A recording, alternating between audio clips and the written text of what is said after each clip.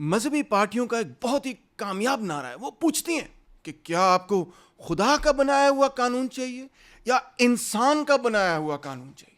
ظاہری بات ہے ہر بندہ یہی کہے گا کہ انسان کے بنائے ہوئے قانون کے اندر تو بہت سارے مسائل ہوں گے، مگر خدا کے بنائے ہوئے قانون میں دیکھیں، قدرت کو دیکھیں، فطرت کو دیکھیں، اس دنیا کو دیکھیں، تو خدا تو کچھ بھی کر سکتا ہے. تو ہر بندہ یہی کہے گا کہ ہمیں تو خدا کا بنایا ہوا قانون چاہیے اور ان مذہبی پارٹیوں کو ووٹ کرے گا.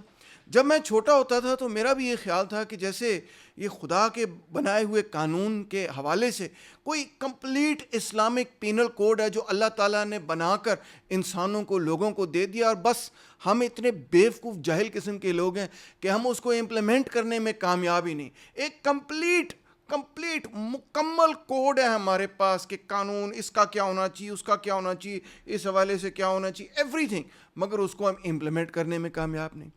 پھر جب میں نے آگے جا کے چیزوں کو پڑھا تو مجھے بات یہ سمجھ آئی کہ اللہ تعالیٰ در حقیقت آپ کو ایک کمپلیٹ سیٹ آف لاز نہیں دیتے. گاڈ اللہ تعالیٰ آپ کو ایک سیٹ آف پرنسپلز دیتے ہیں، ایک کمپلیٹ سیٹ آف اصول دیتے ہیں. یعنی کہ وہ آپ کو قانون نہیں بتاتے، آپ کو اصول بتاتے ہیں. دونوں چیزوں میں بڑا فرق ہے. میں نے سوچا مثال کے طور پہ قرآن مجید کو دیکھ لیجئے، اس کے اندر 6236 مختلف آیات ہیں. اگر آپ بسم اللہ الرحمن الرحیم کو نکال لیں، اس کو علیحدہ رکھ لیں تو 6236 آیات ہیں. کیا آپ جانتے ہیں کہ صرف اس کے اندر سے 2.45% آیات ایسی ہیں جو کہ کانٹریکٹ سے، فیملی لاء سے اور ریاستی امور سے تعلق رکھتی ہیں؟ اندازہ کر سکتے ہیں آپ، یعنی 97.55% قرآن مجید جو ہے وہ ان چیزوں سے تعلق ہی نہیں رکھتا. جن لوگوں نے پڑھا ہے ان کو تو یہ بات پتہ ہونی چاہیے.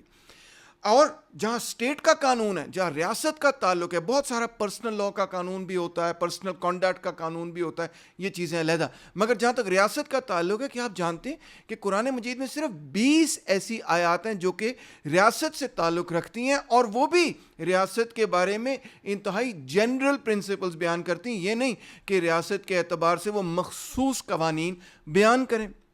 کچھ ایسا ہی معاملہ حدیث کا ہے کہ حدیث آپ کو پتہ ہے are narratives of the prophet's life، اور ہزاروں narratives ہیں. یہ بھی کوئی قانون کی شکل میں نہیں ہوتے جس طرح قانون ہوتا ہے کہ ایک پریمبل لکھا ہوتا ہے، انٹینٹ آف دا لا ہوتا ہے، پنشمنٹس، یہ وہ اس طرح سے نہیں ہے. obviously آپ جانتے ہوں گے اگر آپ نے حدیث پڑھی ہے، اور لہٰذا حدیث کو بھی انٹرپریٹ کرنا پڑتا ہے قانون بنانے کے لیے. تو ہمیں بات یہ سمجھ آئی کہ قانون کی بنیاد ہے اصول کی بنیاد پہ قانون بنائے جاتے ہیں. یہ تو آپ سمجھ سکتے ہیں. اب انسانوں کو ان اصولوں کو قوانین بنانا پڑتا ہے. یہ ایک ہیومن پروسیس ہے، یہ ایک انسانی پروسیس ہے. انسانوں نے وہ اصول دیکھنے ہیں، اصول اخذ کرنے ہیں، بلکہ قرآن مجید سے، حدیث سے، اور پھر ان اصولوں کی بنیاد پہ قوانین بنانے ہیں. 2 لیولز آف انٹرپریٹیشن. ایک لیول پہ آپ نے اصول ایکسٹریکٹ کرنا ہے، دوسرے لیول پہ پھر آپ نے اس اصول کی بنیاد پہ قانون کرنا ہے. So once principle becomes laws through human interpretations، تب جا کے ان قوانین کو ہم کہتے ہیں اسلامک فقہ. یہ جو فقہ ہے یعنی قانون ہے، یعنی کہ لاز ہیں، یہ ریڈی میڈ آپ کو قرآن مجید میں اور حدیث میں نہیں ملیں گے، ماں سوائے چند ایسے ہیں جو کہ آپ کو ملیں گے کہ آلموسٹ کمپلیٹ ہیں.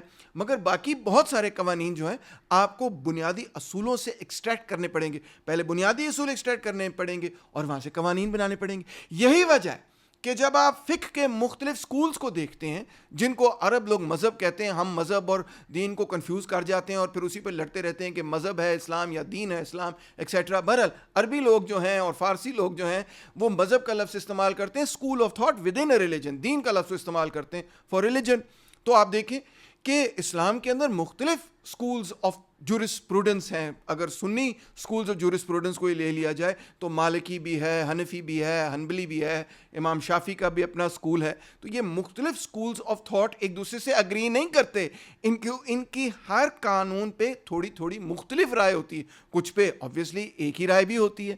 تو یہ تو نہیں کہ ہم کہیں کہ نہیں جی وہ اسکول آف تھاٹ جو ہے وہ اسلام کا حصہ نہیں. ایسا تو کوئی بھی نہیں کہتا، بلکہ ہم سب مانتے ہیں کہ یہ سنی جورسپروڈنس کا حصہ ہے.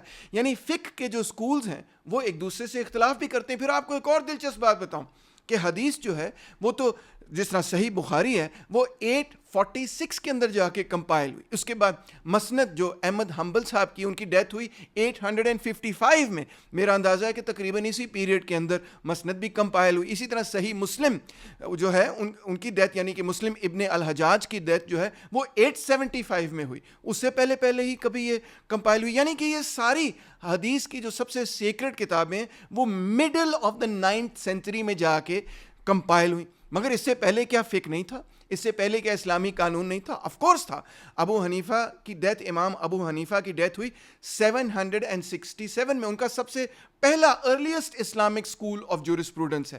امام مالک جن کی سب سے پہلی کتاب ہمیں ملتی ہے، ان کی ڈیتھ ہوئی 795 کے اندر، لانگ بیفور حدیث کی کتابیں کمپائل ہوئی. غور کیجئے.